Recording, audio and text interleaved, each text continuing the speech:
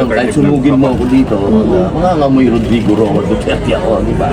Pero yung draft ko, walang kinalaman sa draft ni ganito o draft ni gano'n. Akin yun, sa sarili ko. Pero Senator, yung inyong resolution is to dismiss the impeachment case. Siyempre, ako si Amy. Inaantay ko pa siya. Bakit, sir? Siyempre, Duterte kami. Sir, yung kay San Bato, isasama niyo na po? Yung kay San Bato? Inaantay ko pa sila. So, Inaantay ko isa pa na lang sila. po, para isa na lang. Kinonsult niyo si VP Sara tungkol. Wala. Wala. Kailan? Wala siyang online dito. Sen, ilan po kayo? Bali, ilan po kayo na magiging author po ng resolution? Ako lang. Ako lang, resolution ko lang yun. Tapos ilan na po yung nakuha niyo? Wala pa. Relax lang mga boss, wala pa. Hindi pa nila nababasa, wala pa. Iba yung Basta sa inyo, meron sir. akong draft. Iba yung sa inyo kay Senator Bato. Oo, iba, magkakaiba kami. Hindi naman kami nag-uusap-usap, wala kaming, may kanya-kanya kaming isip, may kanya-kanya kaming gawa, may kanya-kanya kaming staff. So hindi yung Duterte move, sir, yung Kami ang Duterte kami. Oo, di ba malinaw naman siguro yun. Kahit sunugin mo ako dito, mangangamoy Rodrigo Roa Duterte ako, di ba?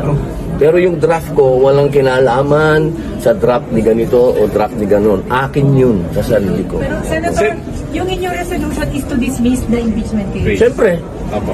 Ano pong paano po, Ano Sen, pa? ano pong magiging basis po nung dismissal? di parang binasa mo na yung ano. di ba? Taong bayan is hindi lang kayo. There are always two sides of the coin. Bakit ba? Wala bang value yung mga taong bayan na nagsasabi na ayaw namin ng impeachment? Gusto nila? Ang ibabalyo ng Senado ay yung mga tao lang na nagsasabi na forthwith kuno yung impeachment na yan. Ano, kalimutan na natin yung ibang tao na majority na nagsasabi na ayaw namin ng impeachment dahil panggugulo lang yan sa ating bansa. Lalo tayo nagiging divided. Of the Honorable De La Rosa, sir. Thank you, Mr. President. Mr. President, according to Senator Cayetano, ito'y labanan ng mga abogado. Hindi po ako abogado, Mr. President, but I just would like to manifest my observation na to be fair to the Senate President, pag sinabi natin na you have an intention to delay the impeachment proceedings, I would like to state for the record, Mr. President, na 1 month ago pa, pinagawan muna kami ng robe, Mr. President.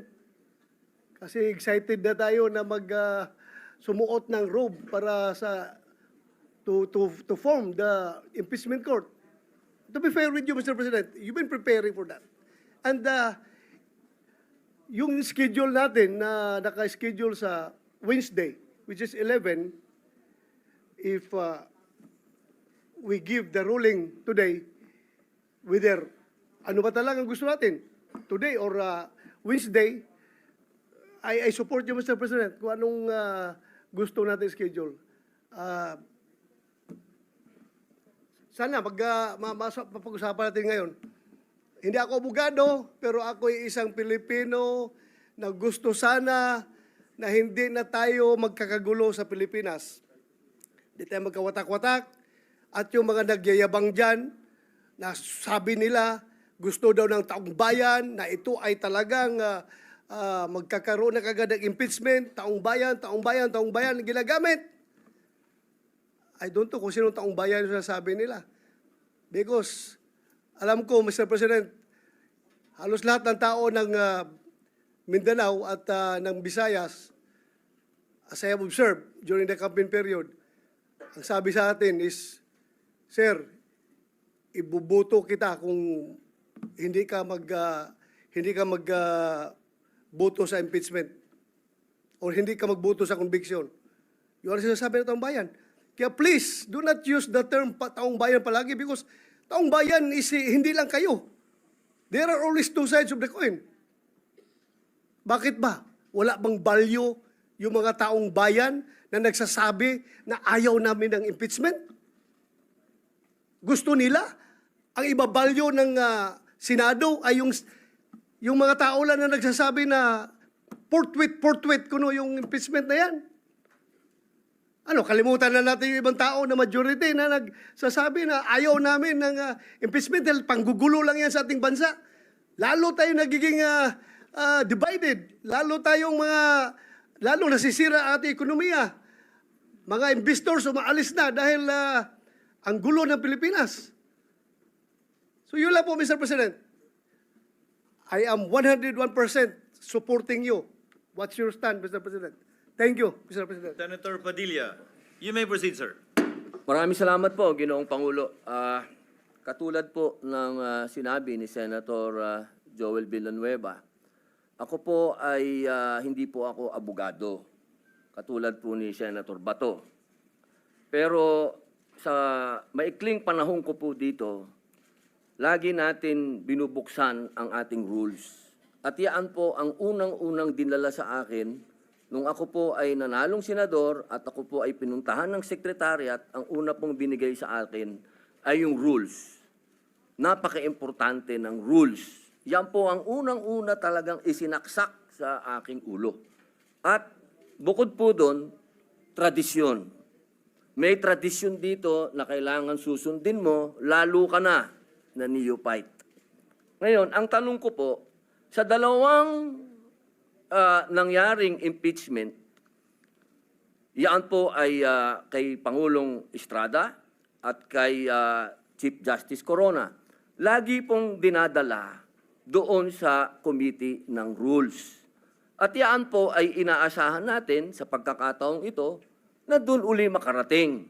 At hindi naman din po ako kumokontra, katulad din po ni Senator Villanueva, kung meron po tayo mga gustong baguhin, bakit naman po ako kokontra? Dahil yan nga po ang gusto ko, yan ang aking tagline, pagbabago. Pero hindi naman po siguro dapat sa oras na ito. Bakit naman sa oras na ito tayo gagawa ng isang bagay na katulad din po ng sinabi ni Senator Bato de la Rosa, talaga po bang tayo ay gusto nating magkahiwa-hiwalay na talaga? Yung po bang bansa natin talaga, gusto na nating gutay-gutayin? Kung meron po tayong gustong baguhin, hindi po dapat siguro yan sa oras na ito, sa panahon na ito, at sa pagkakataon na ito. At katulad din po ng sinabi ko, lagi ko pong sinasabi, paulit-ulit, hindi po ako abogado. Ako po ay madalas akusado. Ako po ay ex-convict. Kaya ako po ay sanay sa korte. Ako po ay laging humaharap sa korte. Lahat po ng mga proceeding ng korte na abutan ko na hanggang po sa pakakakulong. Kailangan po siguro maipaintindi po natin sa lahat na due process. Kailangan dumaan po tayo sa due process. Hindi po tayo pwedeng palundag-lundag. Yun lamang po. Maraming salamat po, Ginoong Pangulo. Thank you, Senator Padilla.